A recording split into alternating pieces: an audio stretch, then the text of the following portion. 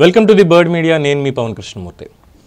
కల్వకుంట్ల తారక రామారావు గారు ఎల్ఎస్ కేటీఆర్ బీఆర్ఎస్కి ప్రస్తుత ఇంకా అన్నీ ఆయనే అనుకోవాలంటే పేరుకే కేసీఆర్ తప్ప మొత్తం అన్ని కేటీఆర్ కన్సర్నల్లోనే నడుస్తున్నాయి అనేది అందరికీ తెలిసిందే. ఇన్ఫ్యాక్ట్ కవిత కూడా మొన్న చెప్పారు ఆల్రెడీ విభేదాలు ఉన్నాయని. సరే అది వాళ్ళ కుటుంబం ప్రస్తుతం పక్కన పెట్టేస్తే మొన్న మధ్యన టీవీ మీడియాకి ఇంటర్వ్యూ ఇస్తూ మూర్తి గారితో సీనియర్ జర్నలిస్ట్ మూర్తి గారితో మాట్లాడుతూ ఆయన అడిగినటువంటి ఒక ప్రశ్నకి సమాధానంగా ఆయన చేసినటువంటి వ్యాఖ్యలు, అలాగే 2019 ఎన్నికలకి ముందు ప్రెస్ మీట్ పెట్టి చేసినటువంటి వ్యాఖ్యలు ఒకసారి మనం గుర్తు చేసుకోవాలి. ఆనాడు ప్రెస్ మీట్ పెట్టి ఆంధ్రాలో వైఎస్ఆర్సీపీ, తెలంగాణలో బీఆర్ఎస్ మేమిద్దరూ కలిసికట్టుగా పోటీ చేసి పోరాడి కేంద్రం మెడలు ఉంచుతాం, 42 మంది ఎంపీలు ఎంతమంది అవుతారు, అందరూ కలిసి తెలుగు రాష్ట్రాల లబ్ధి కోసం పనిచేస్తామని ఆ రోజు అన్నారు. నా అన్నలాంటి జగన్మోహన్ రెడ్డి అని. అలాగే మన ఇంటర్వ్యూలో కూడా ఇదే మాట, జగన్మోహన్ రెడ్డి నాకు అన్నలాంటి వారు, Lokesh is my younger brother kind అన్నట్టుగా మాట్లాడారు. మేము ఇద్దరం మాట్లాడుకుంటూనే ఉంటామని. సరే, ఇక్కడ జగన్మోహన్ రెడ్డి గారిని అన్నయ్య అని సంబోధించారు కాబట్టి అన్నబాటలోనే నడవాలని నిర్ణయించుకున్నారో ఏంటో తెలీదు. అన్నగారి యొక్క ఆ సిద్ధాంతాన్ని ఈరోజు అప్లై చేస్తున్నారు. ఎందుకంటే ఎన్నికలకు సంబంధించి ఎన్నికల కమిషన్ అనేక రాజకీయ పార్టీల అభిప్రాయాలను తెలుసుకుంటూ వస్తోంది ఓటర్ల జాబితా సవరణ అనేటువంటి ఒక పాయింట్ మీద. ఎందుకంటే బీహార్లో చూసాం కదా ఏం జరుగుతుందని, అలాగే సుప్రీంకోర్టు వ్యాఖ్యానం కూడా మనం చూడడం జరిగింది. సో మొత్తం అన్ని రాష్ట్రాల్లో ఓటర్ల జాబితాల సవరణ అనే దాని మీద ఎన్నికల సంఘం అందరి అభిప్రాయాలను కనుక్కుంటున్న క్రమంలో నిన్న బీఆర్ఎస్ వాళ్ళని కూడా వచ్చి మీ అభిప్రాయాన్ని తెలియజేయండి అంటే కేటీఆర్ ఎన్నికల కమిషన్ దగ్గరికి వెళ్ళి మాట్లాడి బయటకు వచ్చిన తర్వాత ఈ జాబితా సవరణ వీటన్నిటికీ కూడా మాట్లాడి అక్కడ చెప్పొచ్చింది ఏంటంటే, మాట్లాడాల్సింది ఈ జాబితా సవరణ, ఓటర్ల జాబితా సవరణ అనే దాని మీద మాట్లాడమంటే అక్కడికి వెళ్ళి, సార్ మీరు సవరిస్తారో ఏం చేస్తారో మాకైతే తెలియదు, బట్ ప్రజలందరూ కూడా ఈవీఎంలని నమ్మట్లేదు, ఈవీఎంల మీద వాళ్ళెవ్వరికీ కూడా నమ్మకం లేదు అని చెప్పి ప్రజల అభిప్రాయాన్ని చెప్పారు. అదేంటి, ఈవీఎంల మీద ప్రజలకి నమ్మకం లేదు అంటే మరి వాళ్ళు ఇన్ని ఎన్నికలుగా ఈవీఎంల మీద ఓట్లు ఎందుకు వేస్తూ వచ్చారు అంటే, ఇదే మాట ఇప్పుడు చంద్రబాబు నాయుడు కానీ ఇప్పుడు రేవంత్ రెడ్డి కానీ వెళ్ళి ఎన్నికల కమిషన్ ముందు మాట్లాడుతూ, సార్ ఈవీఎంని ప్రజలు నమ్మట్లేదు, ప్రజలు ఈవీఎంని నమ్మడం లేదు అని వాళ్ళు మాట్లాడారనుకోండి, ఎలా ఉంటుందని అడుగుతున్నా. సో నాకు కూడా అదే అనుమానం వచ్చింది, ఈయనేంటి ఈవీఎంలు నమ్మట్లేదు అని ప్రజల మీద ఇది రుద్దేస్తున్నారు అని. ఎందుకంటే జగన్మోహన్ రెడ్డి గారే కాదు వారి పార్టీ సభ్యులందరూ కూడా మాట్లాడేటువంటిది ఏంటంటే, ఈవీఎంలు ట్యాంపర్ జరిగాయి, ఈవీఎంలు మోసం చేశాయి, ఈవీఎంలు మేనేజ్ చేసేసి ఎన్నికల్లో గెలిచేశారు అని చెప్పి, ఈవీఎంలను మేనేజ్ చేసేసి గెలిచేశారని చెప్పి దేశవ్యాప్తంగా వచ్చినటువంటి ఎన్నికల ఫలితాలు ఎలా ఉన్నాయనేది కనీసం విశ్లేషించుకోకుండా మాకు అధికారం రాలేదు కాబట్టే ఇదంతా జరిగిపోయింది అని. ఇంకో పక్క రాహుల్ గాంధీ కూడా ఎన్నికల సంఘానికి సంబంధించి ఆయన వ్యాఖ్యలు చేస్తున్నారు. ఈ ఈవీఎం మిషన్లు కాదు బ్యాలెట్ పేపర్లే కావాలి మాకు అని చెప్పి ఆయన కూడా మాట్లాడుతున్నారు. అయితే ఆయన కూడా గమనించని విషయం ఏంటంటే, భారతదేశంలో మొత్తం దేశవ్యాప్తంగా కాంగ్రెస్ పార్టీకి ఉన్నటువంటి మద్దతు ఏ విధంగా ఉంది, అలాగే భారతీయ జనతా పార్టీకి ఉన్నటువంటి మద్దతు ఏ విధంగా ఉంది, ఎన్డీఏ కూటమి పార్టీలకు ఉన్న మద్దతు ఏ విధంగా ఉంది అనే దగ్గర చిన్నపాటి డిఫరెన్సెస్ తోటి ఇంకా ప్రజలు కాస్త కూటమి వైపే ఉన్నారు. అంటే భారతీయ జనతా పార్టీ వైపు చాలా వరకు ఉన్నారు. వాళ్ళకు వచ్చినటువంటి ఓటు శాతం ఎంత, అలాగే మిగతా పార్టీలకు వచ్చింది, వీళ్ళందరూ కలిసి అక్కడ ప్రభుత్వాన్ని ఫామ్ చేశారు తప్పితే కేవలం భారతీయ జనతా పార్టీ ఒక్కటే అక్కడ ఫామ్ చేయలేదు. అలాగే కాంగ్రెస్ పార్టీకి గతంలో పోలిస్తే, గతంలో ఉన్నటువంటి పరిస్థితి ఇవన్నీ చూసినప్పుడు ఎన్ని సీట్లు వచ్చే వాళ్ళకి, ఏ సంఖ్యకి వాళ్ళని గతంలో పరిమితం చేశారు అనేది చూసినప్పుడు ఇప్పుడు ఇంకా దాదాపు ఒక 50 సీట్ల దాకా పెరిగాయి కదా దేశవ్యాప్తంగా. అవి ఈవీఎంలో ఓట్లు వేసినందుకే పెరిగాయి కదా, అంతే కదా. ఇది మర్చిపోయి ఈవీఎంల మీద పడి ఇది చేయడం. సో ఈ ఈవీఎం ట్యాంపరింగ్ అనే దాని మీద ఇప్పటి నుంచి కాదు ప్రతి ఒక్కళ్ళు మాట్లాడేదే. ఎందుకంటే ఇక్కడ నేను ఏ రాజకీయ పార్టీని నేను సమర్థించట్లా. 2019 ఎన్నికల్లో చూసాం మనం. 2019 ఎన్నికల్లో ఏ విధంగా చంద్రబాబు నాయుడు గారు కావచ్చు, మొత్తం విపక్షాలన్నీ కలిసి 42 విపక్ష పార్టీలన్నీ కలిసి ఎన్నికల కమిషన్ దగ్గరికి వెళ్ళి సుప్రీంకోర్టుకు కూడా వెళ్ళి ఈవీఎంలు మేనేజ్ చేసేటువంటి అవకాశం ఉంది, అయితే ఈవీఎంతో ఓటింగ్ జరిపిస్తే వీవీప్యాట్లన్నింటినీ కూడా లెక్క పెట్టాల్సిందే అని చెప్పి అప్పుడు పిటిషన్ వేశారు. సో దానికి సుప్రీంకోర్టు ఇచ్చినటువంటి తీర్పు ఏంటో మనం చూసాం. అలాగే ఈవీఎంలో అవకతవకలు జరిగాయి అన్నటువంటి ఆరోపణ అప్పుడు చేయలా.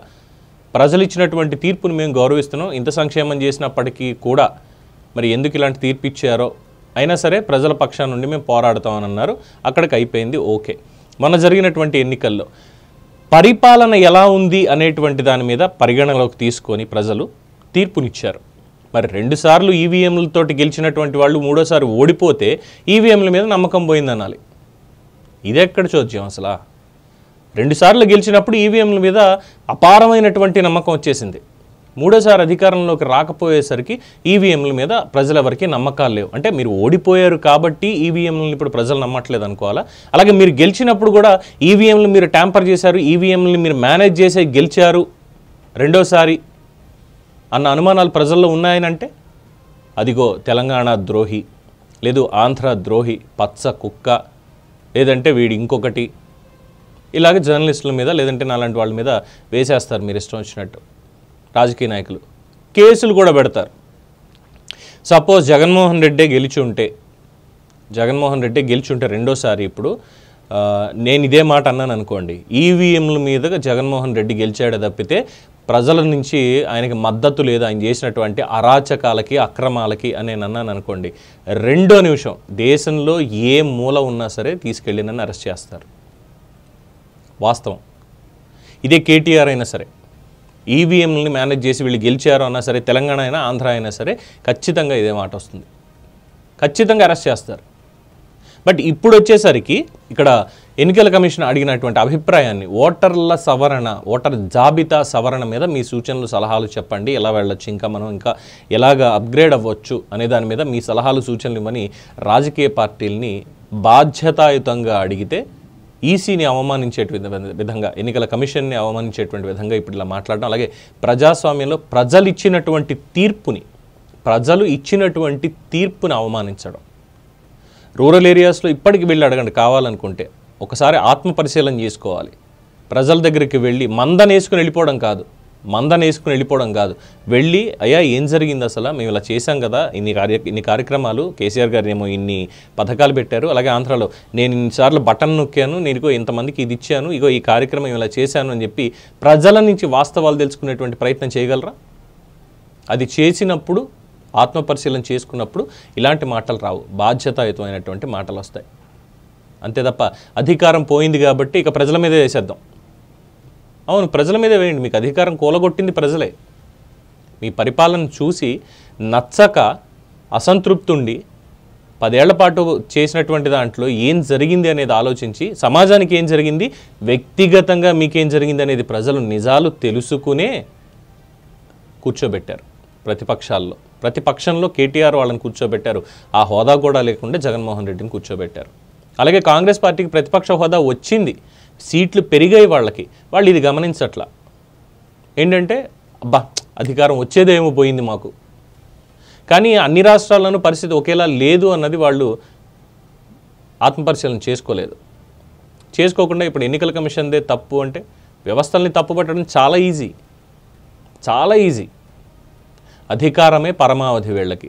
సో ప్రజల పాయింట్ ఆఫ్ వ్యూలో ఆలోచించి ఎవరు తప్పు చేశారు, ఎవరు రైట్ చేశారు, ఎందుకు వీళ్ళకి మేము ఓటేసాం, ఎందుకు వీళ్ళకి ఓటేయలేదు అనేది వాళ్ళు ఇచ్చినటువంటి తీర్పు తప్ప ఇంకొకళ్ళు ఏదో చేస్తేనో ఇంకోటి చెప్తేనో అవ్వదు. అలాగే అబద్ధపు ప్రచారాలు మానేసి వాస్తవాలు ప్రజలకి చెప్తే, వాస్తవంగా ప్రజల కోసం పోరాడితే ప్రజల గుండెల్లో పెట్టుకుంటారు ఖచ్చితంగా. అంతే తప్ప అన్ని అబద్ధ ప్రచారాలు చేసేసి, రాజకీయ లబ్ధి కోసం హత్యలు చేయించేసి, అఘాయిత్యాలు చేయించేసి, ఇష్టం వచ్చినట్టు కొంతమందిని ఉపయోగించుకుంటూ ఇలాంటివి చేస్తే ప్రజలు వాటిని కూడా గమనిస్తారు. మేబీ అలాంటి మ్యాజిక్లన్నీ ఒక్కసారి జరుగుతాయేమో, ప్రతిసారి అలాగే జరగాలి అంటే అది కుదరనటువంటి పని. ఎన్నికలకు ముందే హత్యలు జరగడాలు, ఎన్నికలకు ముందే కొన్ని స్కీమ్లు బయటపెట్టి సంచలనాత్మకంగా ఇది జరిగిపోయింది అంటూ అబద్ధ ప్రచారాలు చేయడాలు, ఇవన్నీ కేవలం కొన్నిసార్లు మాత్రమే వర్కౌట్ అవుతాయి తప్ప ప్రతిసారి వర్కౌట్ అనేది అవ్వదు. ఇది చాలా స్పష్టం. సో ఇప్పుడు ఈవీఎంలు ట్యాంపర్ అయిపోయాయి, లేదంటే ఈవీఎంలని ప్రజలు నమ్మట్లేదు, అందుకే పేపర్ బ్యాలెట్లతోటే ఓటింగ్ నిర్వహించాలి అని కోరుకోవడం ఎంతవరకు అనేది ఒకసారి ఆలోచించాలి. ఒకవేళ దాని మీద ఓటింగ్ కావాలంటే వెళ్ళండి, రాహుల్ గాంధీతో కలిసి జంతర్ మంతర్ దగ్గర మొత్తం విపక్షాలన్నీ కూడా సుప్రీంకోర్టులో పబ్లిక్ ఇంట్రెస్ట్ లిటిగేషన్ వేయండి. అయ్యా ఈవీఎంలు మాకొద్దు, మేము యంత్రాలని మేము నమ్మం, మేము పేపర్ని మాత్రమే నమ్ముతాం, పేపర్ బ్యాలెట్ని మాత్రమే నమ్ముతాం. ఎందుకంటే పేపర్ బ్యాలెట్ని నమ్మితే అన్ని చోట్ల నేను అన్నగాని కొన్ని చోట్ల హ్యాపీగా మనం గుద్దుకోవచ్చు. అఫ్కోర్స్ ఈవీఎంలు ఉన్నా కూడా అలాగే జరుగుతుంది, పెద్ద తేడా ఏం లేదు. ఈవీఎంలు ఉన్నా పేపర్ బ్యాలెట్ ఉన్నా సరే ఈ రిగ్గింగ్ అనేటువంటిది ఎక్కడ ఆగదు. కొన్ని పోలింగ్ బూతుల్లో, కొన్ని ఏరియాల్లో, కొన్ని మేజర్ పంచాయతీల్లో కావచ్చు, కొన్ని జిల్లాల్లో కావచ్చు, ఇంకా మాట్లాడితే రిగ్గింగ్ అనేది ఆగదు. అది అధికార విపక్ష పార్టీలు ఎవరైనప్పటికీ కూడా అక్కడ ఆ రాజకీయ నేతల యొక్క స్థాన బలిమి, ఆ స్థాన బలం అక్కడ పాతుకుపోయినటువంటి వాళ్ళు, లేదంటే వాళ్ళు ఏది చెప్తే అది డిసైడ్ అయ్యేలా చేసేటువంటి వాళ్ళు.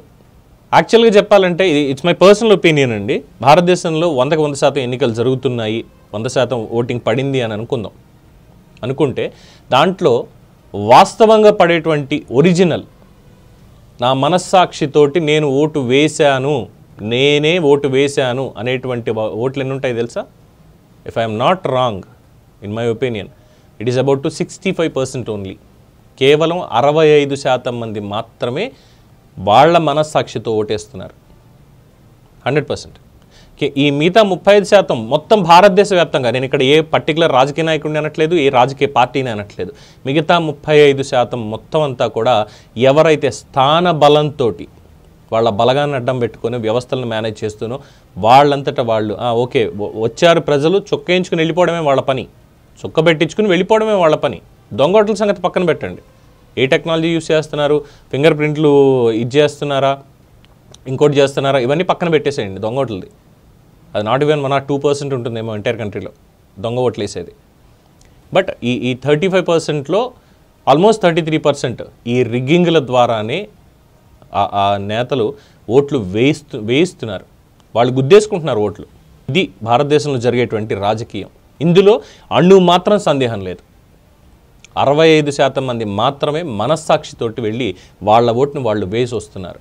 మిగతా 35% మంది ఓట్లు ఆ నేతలు గుద్దేసుకుంటున్నారు. అధికారంలో ఉన్న, ప్రతిపక్షంలో ఉన్న గెలుస్తున్నారు వాళ్ళు అంటే చూసుకోవచ్చు మీరు. అది ఏ రాష్ట్రాల్లో ఎక్కువ ఉంది అనేది ఆ డేటా మనకి ఎలాగో దొరకదు అనుకోండి, ఎందుకంటే ఒక్కొక్క రాష్ట్రంలో పరిస్థితులు ఒక్కొక్కలా ఉంటాయి కాబట్టి, ఒక్కొక్క నియోజకవర్గానికి ఒక్కొక్కలా ఉంటాయి కాబట్టి, ఎవరిని ఒక ఘాటను కట్టేయలేం కాబట్టి. సో ఎనీవే, కేటీఆర్కి ఇచ్చేటువంటి ఒకే ఒక సలహా ఏంటంటే, ఎలాగో అన్నయ్య జగన్మోహన్ రెడ్డి ఈవీఎంల మీద పడ్డాడు కాబట్టి చంద్రబాబు కూటమి ప్రభుత్వం ఇక్కడ ఈవీఎంల ప్రభుత్వం, ఇది Chandrababu EVM CM, deputy CM Pawan Kalyan కూడా ఈవీఎం డిప్యూటీ సీఎమే, అందరూ కూడా ఈవీఎంల వల్ల గెలిచారు ఇక్కడ ఎమ్మెల్యేలు వీళ్ళందరూ కూడా అని చెప్పి ఆయన కూడా అంటున్నాడు. కాబట్టి ఈయన కూడా వెళ్ళి ఆయనతో కలిసి, ఇద్దరు కలిసి రాహుల్ గాంధీ దగ్గరికి వెళ్ళి అందరూ చెప్పేది ఏంటంటే, భారతదేశ ప్రభుత్వం ప్రస్తుతం నడిపిస్తున్నటువంటిది, అలాగే మిగతా రాష్ట్రాల్లో ఉన్నటువంటి ప్రభుత్వాలన్నీ కూడా ఈవీఎంల వల్ల మాత్రమే నడుస్తున్నాయి, అందువల్ల మాకు ఈవీఎంలు వద్దు, బ్యాలెట్ పేపర్లు పెట్టండి అని చెప్పి అక్కడ ధర్నా చేస్తే సరిపోతుంది. ఏమంటారు మీరు? సలహా బాగానే ఉందా? మీ అభిప్రాయాన్ని కామెంట్స్ రూపంలో తెలియజేయండి. చూస్తూనే ఉండండి ది బర్డ్ మీడియా. ఈ వీడియో కనుక మీకు నచ్చినట్టయితే లైక్ చేయండి, షేర్ చేయండి, సబ్స్క్రైబ్ చేయండి, అలాగే పక్కనే ఉన్న బెల్ ఐకాన్ని క్లిక్ చేయండి.